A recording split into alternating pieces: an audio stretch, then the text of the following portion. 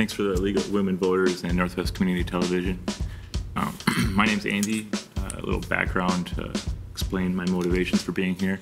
I'm the youngest of 3 siblings. My father was a Golden Valley firefighter for 20 years. My mother's a paralegal and a saint.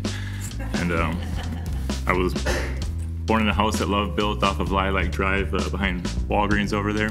This is my home, and it always has been and always will be. Side note, actually, that Springgate Shopping Center would make an excellent place for a light rail station. And there's a parking right already there. Anyway, after that, we moved into a nice place on Knoll Street near Hampshire Park. 10 years later, my folks brought us to Plymouth, a city I lost a lot of respect for once they cut down all the trees in the 90s. After some college and traveling around and getting into adventures, I settled down with my special lady friend. And we found a quaint little place on York Avenue on the east end of Golden Valley, right next to the church where I used to attend and my favorite hidden beach in the world. A few months after moving in, my neighbors informed us that there was plans with our neighborhood circled for redevelopment. These plans have been reprinted every year since then, despite organized and vocal disapproval by a wide majority of those who would be most affected. I can't accept that history just simply repeats itself without a little bit of a fight.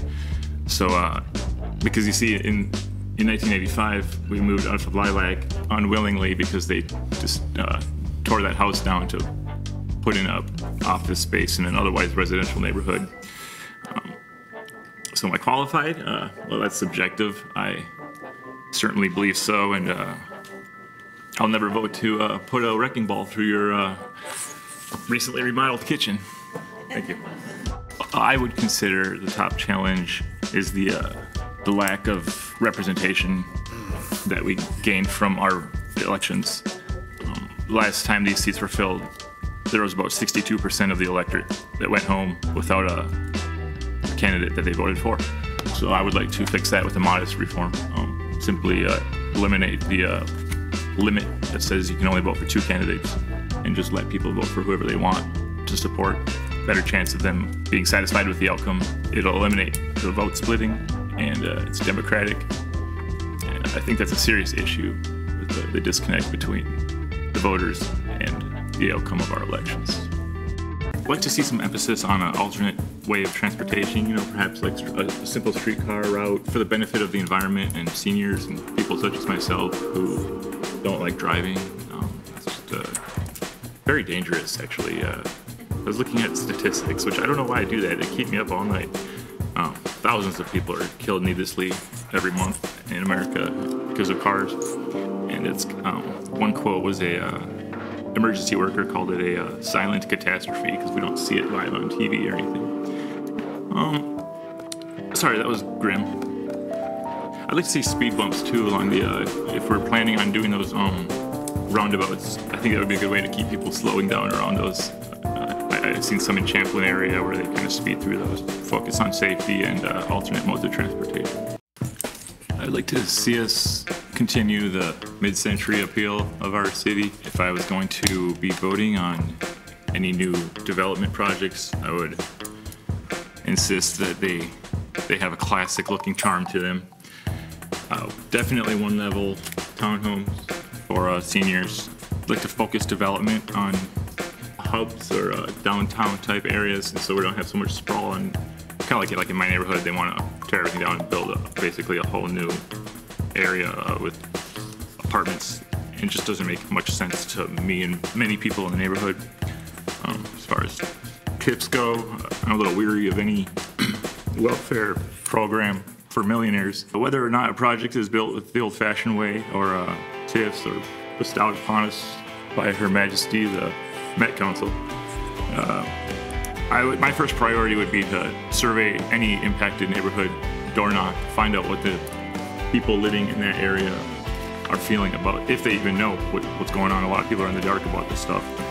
So I would make a point to speak to people face to face and get everyone's feedback on what they want their neighborhoods to look like. First things first, we got to get that debt under control and worry about the people living here now instead of worrying more about people who are hypothetically going to come. I've also read some research that stated there's not necessarily a guarantee that it would benefit more than if TIF money wasn't used. So there's a lot of research to be done there. I would like to get a little bit more public feedback on that. I'm more worried about people who live here now. I think that's part of the reason my folks moved to Plymouth, was because they didn't feel like they were being respected by the city, and I just want to make sure we do what's best for the residents of our city. Thanks. As long as we choose a hauler that has comparable pricing and thinking green as much as they can in that business, I would definitely support consolidating. I mean, how many noisy trucks do we need going down the same street? I know in our neighborhood we all kind of got together and decided, for the most part, that we're all going to choose one company. I don't consider waste a product that really needs to be in the free market. It's all going to go in the ocean or a landfill. Some seagull's going to choke on it. I mean, we need to think almost further than just the trucks picking up our trash. We almost need to do something, put more emphasis on recycling and things of that nature. And I would just encourage everyone, just as individual human beings, to try and use less waste.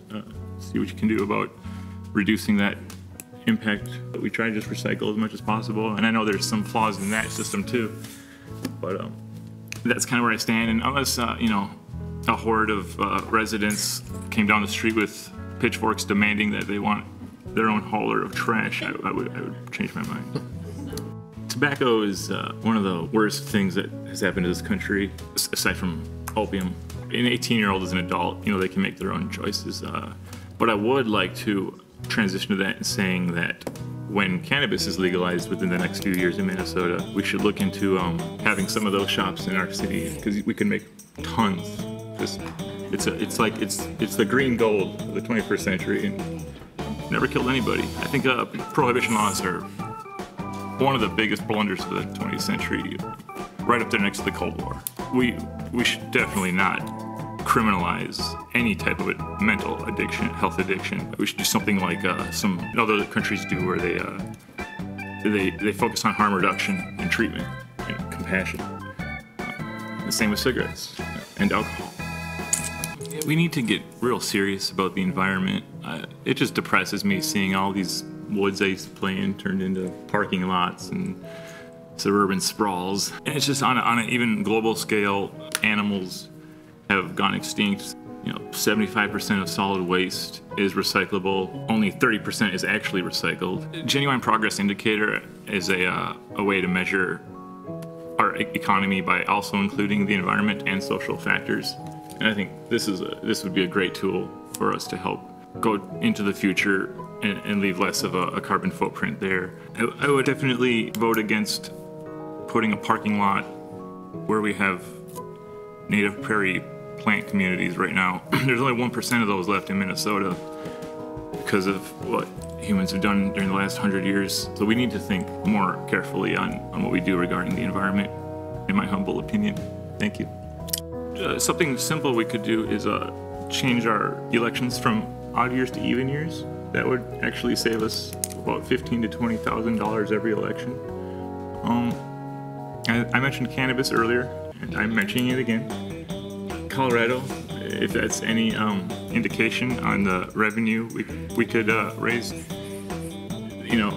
they were making so much money off of this plant that residents were getting checks in the mail because they had all this leftover money that already went to schools and education. And it's going to happen because, like last year there was one legislature who came out for that, and this year there was like 24 or something. So hopefully we can keep that pace up.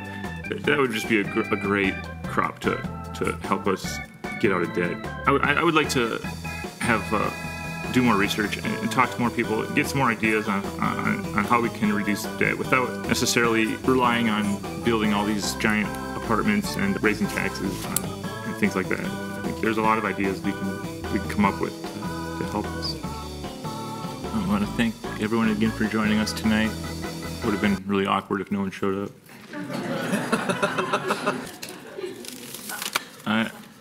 I'm not the wealthiest individual. I probably have the cheapest house in the whole city, but I'm certainly resourceful, and my main priority is voter satisfaction. I don't like seeing people ignored, just frustrated. We can do better. So if each one of you who voted for me can get one person to vote for me, there's a theoretical winner. You don't need much in this silly voting system we have. Winner takes all. And then, yeah, visit my website, voteschuler.org. Please email me, call me, tell me what's on your mind. Thank you.